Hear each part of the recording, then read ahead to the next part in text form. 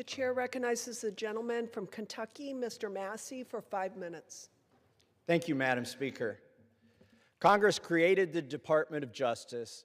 Congress funds the Department of Justice, and Congress is responsible for the oversight of the Department of Justice. When will we see justice? I'll tell you what I've not seen. I've not seen any arrests from the revelations in the Epstein files, over 3 million documents describing horrible things, describing unspeakable things, so much of it redacted.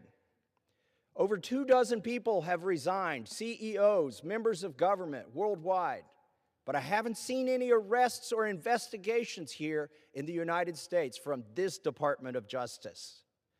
Prince Andrew, Duke of York, who has since been stripped of his royal titles due to his affiliation with Jeffrey Epstein, has been arrested. Peter Mandelson, who previously served as UK's ambassador to the United States, resigned in disgrace from United Kingdom's House of Lords and the Labour Party, and he's been arrested. Former Prime Minister of Norway, Torbjorn Jagland, has been charged.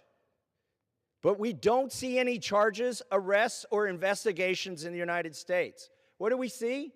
We see our FBI director celebrating in the locker room at the Olympics overseas.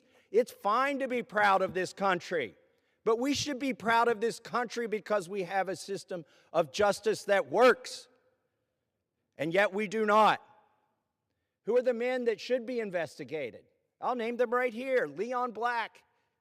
You don't even have to see past the redactions to see that this man needs to be investigated.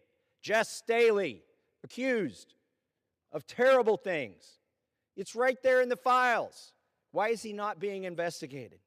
And Leslie Wexner, why did the FBI list him as a co-conspirator in their own documents in a child sex trafficking case, and then tell him, according to him, that they had no questions for him? Why is that?